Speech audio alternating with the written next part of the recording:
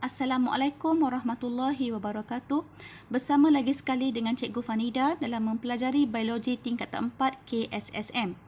Okey, pada kali ini Cikgu sambung lagi bahagian 2 iaitu bab 9, nutrisi dan sistem pencernaan manusia. Pada akhir pembelajaran, anak-anak dapat memerihalkan peranan sistem peredaran dalam asimilasi makanan tercerna, membincangkan fungsi hati dalam asimilasi makanan tercerna iaitu metabolisme makanan tercerna bagi protein dan karbohidrat, penyimpanan nutrien dan juga penyah toksinan. Okey, seterusnya 9.5 penyah tinjaan. Murid-murid dapat menerangkan fungsi usus besar, penyerapan air dan vitamin dan pembentukan tinja. Seterusnya, untuk 9.6.1 yang melibatkan eksperimen, kita kena hold dulu.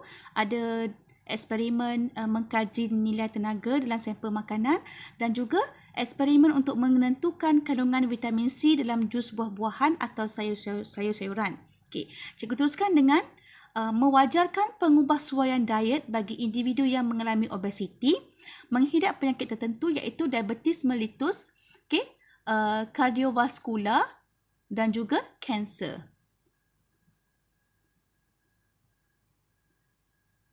Seterusnya, isu kesihatan berkaitan dengan sistem pencernaan dan tabiat makanan. Anak-anak perlu meramalkan kesan pengubahsuaian organ pencernaan terhadap kesihatan manusia, menerangkan isu-isu kesihatan berkaitan penyah tinjaan, menghubung kait isu kesihatan berkaitan tabiat pemakanan. Seterusnya, 9.4 asimilasi. Peranan sistem peredaran darah. Sistem peredaran darah dan sistem limfa membantu mengangkut nutrien untuk diasimilasi. Dalam proses asimilasi yang berlaku di dalam sel, nutrien digunakan untuk membentuk sebatian kompleks ataupun komponen struktur. Kapilari-kapilari darah di usus kecil bergabung membentuk vena porta herpa yang membawa darah ke hati. Laktil-laktil pula bergabung membentuk salur limfa yang lebih besar dalam rangkaian sistem limfa. Seterusnya, kandungan salur limfa memasuki ductus thorax yang kemudiannya mengalir ke dalam vena subclavicle kiri. Lipid diangkut oleh darah ke semua sel badan. Ini peranan sistem peredaran darah. Seterusnya. Fungsi hati dalam asimilasi makanan tercerna. Hati merupakan pusat kawal atur yang mengawal kuantiti nutrien yang masuk ke dalam sistem peredaran darah. Hati menjalankan fungsi berikut, iaitu pertama, metabolisme makanan tercerna, iaitu glukosa digunakan untuk respirasi sel. Asid amino pula digunakan untuk sintesis protein plasma dan enzim. Melalui proses pendiaminaan, asid amino yang berlebihan akan ditukar menjadi urea untuk dikumuhkan melalui air kencing. Seterusnya, penyah toksinan. Itu fungsi hati. Fungsi hati kedua, penyah toksinan. Sel hati akan menyingkirkan bahan yang toksik daripada darah. Bahan toksik akan disingkirkan melalui air kencing. Satu lagi, fungsi hati, penyimpanan nutrien. Glukosa yang berlebihan ditukarkan kepada glikogen untuk disimpan. Itu fungsi hati. Ini gambar hati yang normal dan juga hati pesakit sirosis. Ini cuba lihat. Ini hati normal, berada dalam keadaan yang elok. Yang ni pula hati bagi pesakit sirosis. Sirosis hati. Ini gambar foto. Gambar yang betul lah ni. Seterusnya. Kita lihat proses asimilasi dalam hati. Kita ada asid amino tadi dan juga glukosa kan. Okey. Hati mensintesiskan protein plasma dan enzim daripada asid amino. Asid amino berlebihan tidak boleh disimpan di dalam badan dan akan diuraikan oleh hati melalui proses pendiaminaan untuk menjadi urea dan disingkirkan. Okey, apabila bekalan glukosa tidak mencukupi, hati akan menukarkan asid amino kepada glukosa. Okay, kalau kita tidak mengambil glukosa dengan cukup, tapi kita mengambil protein di mana hasil akhirnya ialah asid amino kan. Jadi kalau sekiranya badan kita glukosa tidak mencukupi untuk menghasilkan tenaga, hati akan menukarkan asid amino yang kita makan tu akan menjadi glukosa dan dia akan jadi tenaga balik pada badan kita. Okey, bagaimana pula dengan glukosa?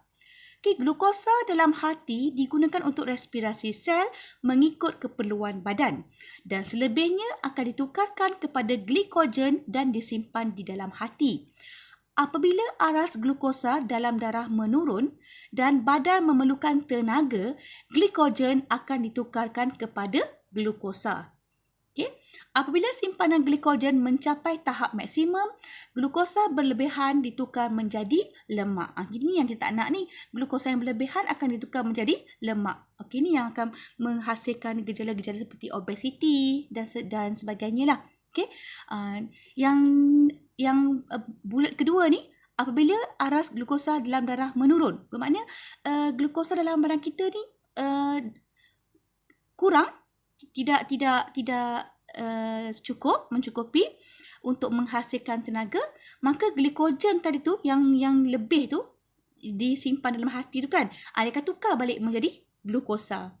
Okey, tapi apabila simpanan glikogen tu dah mencapai maksimum, glikogen yang dalam hati tu akan ditukarkan menjadi lemak dan disimpan di bawah tisu adipos biasanya. Okey, seterusnya ini dia pengangkutan nutrien serta asimilasi dalam sel, dalam hati dan sel. Okey, ini merupakan usus kecil tadi. Okey, usus kecil, karbohidrat, protein, lipid, asid lemak campur glycerol. Okey, kemudian karbohidrat menjadi glukosa, protein menjadi asid amino, manakala lipid lah. Okey, kita lihat dulu yang pergi ke hati, glukosa dan asid amino kan. Okay, dia akan melalui satu salur darah yang dikenali sebagai vena porta herpa. Okay, di mana glukosa ni, glukosa akan disimpan di dalam hati. Okay, menjadi glikogen yang berlebihan lah, glukosa yang berlebihan. Manakala asid amino pula yang berlebihan akan ditukarkan menjadi urea. Okay, dan dikumuh oleh ginjal. Okey, yang berlebihan pergi ke urea. Okey, asid amino yang diperlukan akan disintesiskan menjadi protein plasma dan enzim. Okey, kemudian dia akan dihantar ke sel-sel badan. Okey, glukosa pula dia akan melalui proses respirasi di dalam sel badan. Okey, lipid akan dihantar ke sel badan, sintesis membran plasma. Okey. Seterusnya, proses asimilasi dalam sel. Okey, kita ada asid amino, glukosa, lipid kan dalam sel tadi kan? Okey, yang ni dalam sel ni. Okey. Okey, tengok proses asimilasi dalam sel. Kita tengok dulu asid amino. Okey, asid amino digunakan untuk mensintesis protoplasma baharu dan juga membaiki tisu yang rosak. Betul lah kan kalau cikgu tanya apa fungsi protein, awak cenderung untuk menyatakan bahawa membaiki tisu yang rosak. Betul lah tu. Asid amino, hasil akhir daripada kita makan protein tu, dia akan membaiki tisu yang rosak. Dan juga dia mensintesiskan protoplasma yang baru. Okay. Kemudian, asid amino juga digunakan untuk sintesis hormon dan juga enzim. Seterusnya, glukosa dioksidakan melalui respirasi sel untuk membebaskan tenaga. Air dan karbon dioksida. Seterusnya, glukosa berlebihan disimpan sebagai glikogen dalam otot. Okey. Seterusnya, tenaga digunakan untuk proses sel seperti sintesis protein. Okey, bagaimana pula dengan lipid? Lipid seperti fosfolipid dan kolesterol ialah komponen utama yang membina membran plasma. Lemak yang berlebihan disimpan dalam tisu adipos yang terdapat di bawah kulit sebagai tenaga simpanan. Okey, dalam keadaan kekurangan glukosa, lemak akan dioksidakan untuk membebaskan tenaga. Okey, praktis formatif 9.3, nyatakan maksud asimilasi. Ini jawapan dia. Asimilasi merujuk kepada penggunaan nutrien yang diserap untuk mensintesiskan sebatian kompleks. Soalan nombor 2. Terangkan fungsi hati dalam proses asimilasi makanan tercerna. Okey, apa jawapan dia? Okey, dalam metabolisme karbohidrat, glukosa dioksidakan untuk menghasilkan tenaga. Kebanyakan glukosa berlebihan ditukar kepada glikogen dan disimpan dalam hati. Okey, bagaimana pula dengan metabolisme protein? Okey, sel hati menggunakan asid amino untuk mensintesiskan protein plasma. Okey.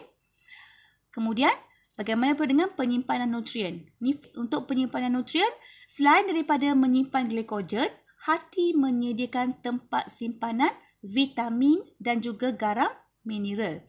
Dan seterusnya, penyah toksinan. Okay, hati bertindak menyaring dan menyah toksin bahan berbahaya kepada badan seperti dadah, alkohol serta benda asing. Baiklah, kita teruskan dengan 9.5 penyah tinjaan. Okay, fungsi usus besar. Okay, ini dia usus besar kita. Okay, ini gambar rajah usus besar. Okey, usus besar mempunyai satu populasi bakteria yang besar. Terdapat lebih 1,000 spesies bakteria berbeza dalam usus besar dan keseimbangan antara bakteria berfaedah dengan yang kurang berfaedah amat penting bagi kesihatan dan persekitaran yang stabil dalam salur alimentari. Okay. Selepas penyerapan nutrien di ileum selesai, makanan yang tidak tercerna, sel-sel yang mati, sel epitelium, serat dan juga air akan memasuki usus besar dan bergerak dengan perlahan melalui tindakan peristalsis. Serat terdiri daripada selulosa dinding sel tumbuhan. Okey. Usus besar menjalankan dua fungsi utama iaitu penyerapan air dan vitamin. Yang kedua, pembentukan tinja. Okey, kita lihat dulu penyerapan air dan vitamin. Bahan yang diserap ialah air dan garam mineral. Hasil sampingan metabolisme sesetengah bakteria misalnya vitamin B, vitamin K dan asid folik. Okey, untuk pembentukan tinja, okey, setelah air diserap, sisa yang tinggal berupa separah pepejal disebut tinja. Tinja mengandungi sel-sel mati daripada lapisan dalam usus, bahan buangan seperti pigmen hempedu, bakteria dan bahan toksik. Okey, dinding usus besar merembeskan mukus untuk melicinkan pergerakan tinja hingga ke dubur. Tinja mengambil masa selama 12 hingga 24 jam untuk bergerak sebelum memasuki rektum. Tinja akan terus dikumpulkan dalam satu rektum sehingga tekanan dalam rektum meningkat dan menyebabkan kita keinginan untuk menyingkirkan tinja dari badan. Okay. Otot-otot rektum mengecut untuk mengeluarkan tinja dari dubur. Proses ini dipanggil penyah tinjaan. Okey. Praktis formatif 9.4, nyatakan fungsi utama usus besar. Apa jawapan dia? Penyerapan air dan vitamin serta pembentukan ginja. Okey. Apakah bahan yang diserap di usus besar? Okey, air, mineral, hasil sampingan metabolisme sesetengah bakteria seperti vitamin B, vitamin K dan asid folik. Okey, yang ketiga, terangkan kepentingan penyerapan air dan vitamin dalam usus besar. Penyerapan air dalam usus besar membantu pembentukan tinja yang separah pepejal. Okey, proses ini membolehkan badan mengekalkan air. Okey, penyerapan vitamin dapat mengekalkan kesihatan. Okey. Okey, soalan yang keempat. Huraikan proses pembentukan ginja. Okey, proses pembentukan ginja. Penguraian dia ialah selepas penyerapan nutrien berlaku di dalam usus kecil, kandungan yang masih tertinggal di dalam usus kecil akan masuk ke dalam kolon. Okey, kandungan tersebut mengandungi campuran air, bahan makanan yang tidak dihadam, bakteria, sel-sel mati dan selulosa. Pergerakan makanan yang tidak terhadam tersebut dibantu oleh proses peristalsis. Di dalam kolon, berlakunya penyerapan garam mineral dan air sehingga terbentuknya tinja. Okey, seterusnya kita pergi kepada 9.6 iaitu gizi seimbang.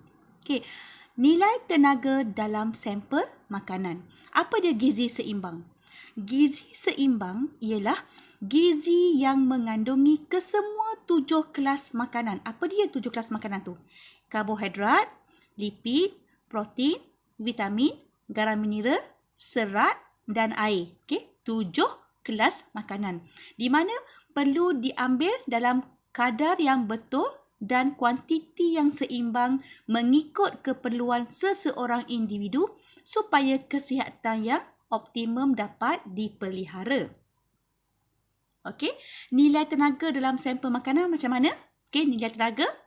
Nilai tenaga ialah jumlah tenaga yang dibebaskan apabila 1 gram makanan dioksidakan dengan lengkap. Nilai tenaga dalam makanan boleh diukur dalam bentuk tenaga haba iaitu dalam unit kilojoule per gram, kg/1. Okey, unit lain bagi tenaga haba iaitu kalori. 1 kalori ataupun 4.2 joule ditakrifkan sebagai kuantiti tenaga haba yang diperlukan untuk menaikkan 1 gram air sebanyak 1 darjah Celsius pada tekanan 1 atmosfera. Nilai tenaga makanan sama juga jisim air didarab dengan 4.2 joule gram tolak 1 darjah Celsius darab dengan peningkatan suhu air per jisim sampel makanan. Okey. Nilai tenaga dalam sampel makanan iaitu 1 kalori bersamaan dengan 4.2 joule. 1 kilojoule bersamaan dengan 1000 joule. Okey. 4.2 joule gram tolak 1 ni darjah Celsius merujuk kepada muatan haba tentu air iaitu tenaga yang diperlukan untuk meningkatkan suhu 1 gram air sebanyak 1 darjah Celsius. Yang ni kita akan buat eksperimen lah. Eksperimen mencari nilai tenaga dalam sampel makanan. Okey, cikgu teruskan dengan 9.6 iaitu gizi seimbang. Okey, pengubahsuaian diet bagi individu tertentu. Ini gambar foto sampel hidangan berpandukan pinggan sihat. Okey, pinggan sihat Malaysia. Kita ada seketul ayam, okey, segenggam nasi, kita ada sayur-sayuran, kemudian kita ada beberapa potong buah-buahan dan jangan lupa ini air kosong. Okey, ini bukan air manis air kosong. Okey. Gizi seimbang bagi setiap individu berubah mengikut gaya, keadaan kesihatan dan keperluan nutrien khusus masing-masing. Tengoklah keadaan individu tersebut. Kalaulah individu tu bekerja sebagai buruh kasar, dia perlulah mengambil makanan yang lebih banyak sedikit. Okey, ataupun kalaulah ibu mengandung, macam mana makanan dia lain sikit dengan gaya kita lah. Okey, dia berbeza mengikut keperluan nutrien khusus orang tersebut, individu tersebut. Okey, setiap individu perlu membuat pilihan bijak berdasarkan panduan pemakanan. Contohnya, cadangan keperluan nutrien boleh berpandukan kepada Pinggan Sihat Malaysia yang cikgu tunjuk tadi tu. Okey, Pinggan Sihat Malaysia menggambarkan kuantiti relatif pelbagai kelas makanan dalam gizi seimbang. Pengambilan makanan berlebihan yang juga kaya dengan lemak tepu boleh menyebabkan masalah kesihatan seperti obesiti dan penyakit kardiovaskular.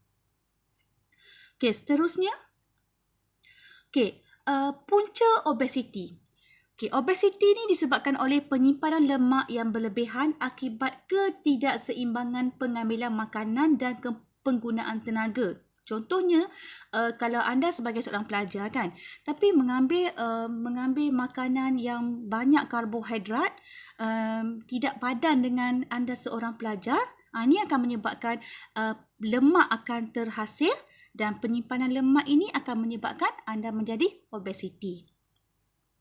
Kesan obesiti menyebabkan diabetes mellitus iaitu kencing manis dan pelbagai penyakit kardiovaskular seperti aterosklerosis dan hipertensi yang seterusnya membawa kepada serangan jantung, penginfarkan myokardium ataupun stroke jika tidak dirawat. Kesan obesiti. Penghidap kanser yang sedang menjalani rawatan kanser perlu mengubah suai diet agar memperoleh tenaga yang mencukupi, mengurangkan risiko jangkitan serta sembuh dengan cepat. Ini orang kanser. Seterusnya cikgu pergi kepada 9.7, isu kesihatan berkaitan sistem pencernaan dan tabiat pemakanan. Pengubahsuaian organ pencernaan. Cuba lihat gambar rajah ni.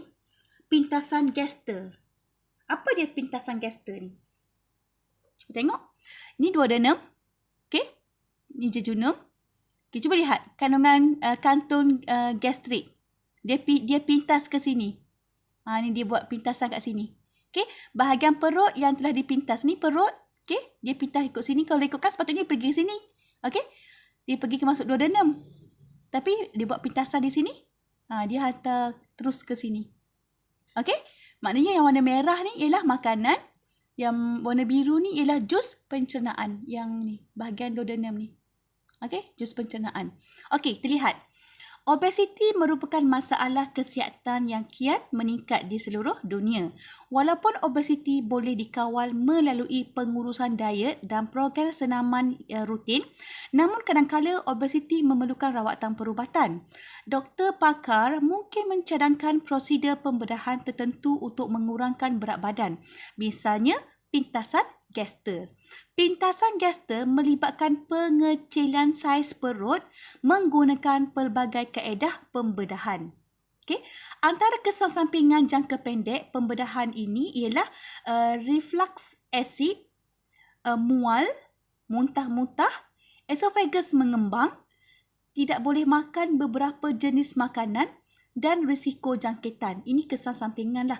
Kesan jangka pendek. Kalau jangka panjang, termasuklah pening-pening, aras gula dalam darah rendah, malnutrisi, ulcer perut dan masalah penyahtinjaan. Ini antara kesan sampingan jangka pendek dan jangka panjang apabila seseorang itu melakukan pintasan Gaster. Yang ni pengubahsuaian organ pencernaan. Yang ni pula isu kesihatan berkaitan penyahtinjaan. Kelas makanan yang paling penting dalam proses penyahtinjaan ialah serat. Serat. Pengambilan diet dengan kandungan serat yang tinggi seperti buah-buahan, sayur-sayuran, ia akan memudahkan pergerakan tinja tadi.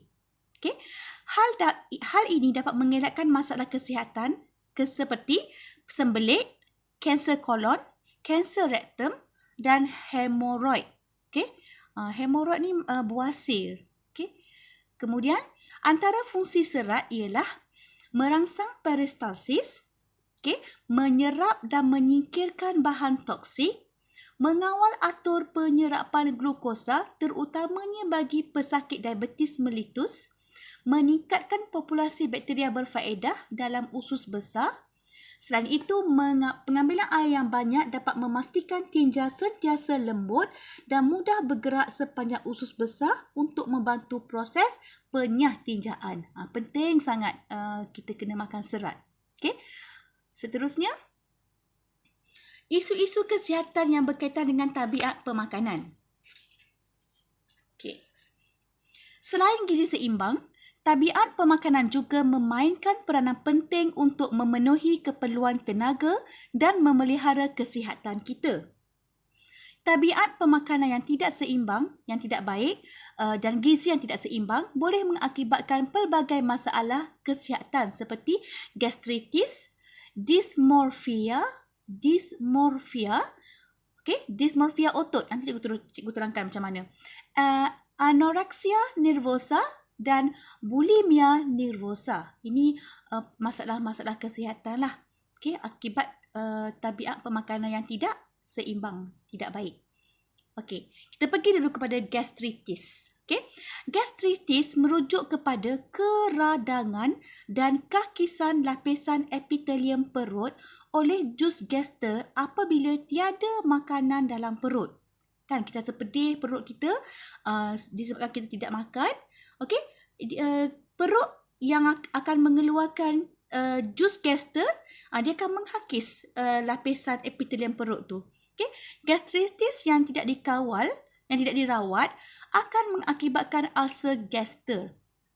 Punca gastritis termasuklah makan pada masa yang tidak tertentu, yang tidak tentu dan kuantiti yang berbeza-beza serta pengambilan alkohol atau ubat penahan sakit yang berlebihan.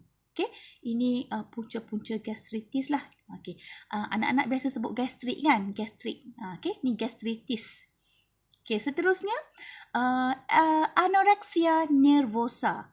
Anorexia nervosa ni agak lazim dalam kalangan remaja perempuan. Yang mana remaja perempuan ni sering taksub dengan berat badan. Okey, pengidap anoreksia akan mengelak daripada makan untuk mencapai berat badan idaman. Mereka mengalami gangguan psikologi serta masalah kekurangan nutrien kerana fungsi normal sistem pencernaan terjejas. Okey, biasanya remaja perempuan ni terlalu taksub dengan gemuk, kurus. Okey, sehingga kan badan dia sebenarnya terlalu kurus. Okey, dan dia masih lagi mengelak daripada mengambil makanan. Okey, dia kata badan dia tu gemuk, padahal tidak gemuk pun, dah ideal. Okey, ini masalah psikologi lah, gangguan psikologi. Okey, seterusnya bulimia nervosa.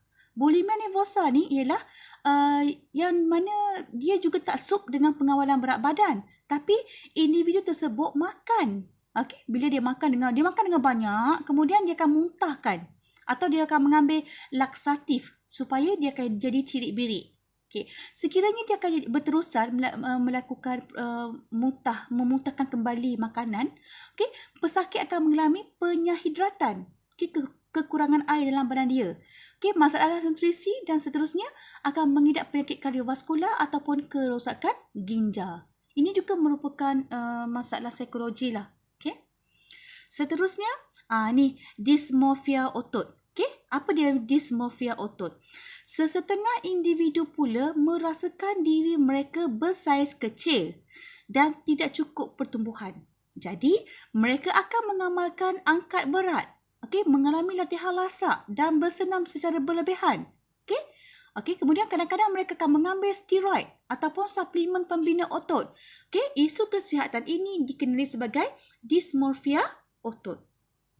Okey, dia rasa badan dia bersaiz kecil. Ni biasanya lelaki lah ni. Okey, jadi dia supaya dia kelihatan tough, dia akan mengamalkan angkat berat, dia akan menjalani latihan lasak dan juga bersenam secara berlebihan. Okey, kadang-kadang dia akan mengambil steroid pembina otot. Ini masalah dysmorphia otot. Okey, praktis formatif seterusnya. Okey, pada pendapat anda, mengapakah serat penting dalam proses penyah tinjaan? Terangkan jawapan anda. Okey, pengambilan gizi dengan kandungan serat yang tinggi dapat memudahkan pergerakan tinja dan seterusnya mengelakkan masalah kesihatan seperti sembelit, kanser kolon, kanser rektum dan hemoroid. Ini serat penting dalam proses penyahtinjaan. Okey, kedua, antara fungsi serat ialah merangsang peristalsis, menyerap dan menyingkirkan bahan toksik, mengawal atur penyerapan glukosa terutamanya bagi pesakit diabetes dan meningkatkan populasi bakteria dalam usus besar. Okey, seterusnya, ramalkan kesan pengubahsuaian organ pencernaan seperti kaedah pintasan Gaster terhadap kesihatan manusia. Apa kesan-kesan pengubahsuaian? Cikgu sebut kan? Ada pengubahsuaian dia. Apa dia? Pintasan Gaster melibatkan pengecilan saiz otot menggunakan pelbagai kaedah pembedahan. Antara kesan sampingan ia ada jangka pendek, jangka panjang kan? Kalau jangka pendek iaitu reflux acid, mual dan muntah-muntah, esophagus mengembang, tidak boleh makan beberapa jenis makanan, okey, risiko jangkitan, kenaikan atau penurunan berat badan. Ini kesan jangka pendek. Okey, kesan jangka panjang pula termasuklah mual dan pening-pening, aras gula rendah, malnutrisi, ulcer perut dan masalah penyahtinjaan. Okey, rumusan daripada apa yang kita bincangkan pada hari ini iaitu kita bincang berkenaan dengan nutrisi dan sistem pencernaan manusia dibahagikan kepada 3 iaitu sistem pencernaan, gizi seimbang dan juga isu kesihatan berkaitan sistem pencernaan dan tabiat pemakanan. Okey, dalam sistem pencernaan, cikgu telah sentuh tentang pencernaan, penyerapan, asimilasi dan penyahtinjaan. Untuk gizi seimbang pula, kita ada bincang tentang nilai tenaga. Kita akan buat eksperimen dengan nilai tenaga. Kandungan vitamin C pun ada eksperimen dia, kita akan buat nanti. Dan pengubahsuaian diet bagi individu tertentu. Isu kesihatan pula melibatkan kita bincang tentang kesan mengubahsuai organ pencernaan terhadap kesihatan manusia. Okay. Kemudian isu-isu kesihatan berkaitan penyahtinjaan dan isu-isu kesihatan berkaitan tabiat pemakanan. Okey. Dah habis bab 9. Okey, cikgu harap anak-anak boleh buat beberapa latihan lagi untuk memantapkan lagi bab 9 ni. Okey, jumpa lagi untuk tajuk yang akan datang, tajuk bab 10. Okey, jumpa lagi. Assalamualaikum warahmatullahi wabarakatuh. Sekian, terima kasih.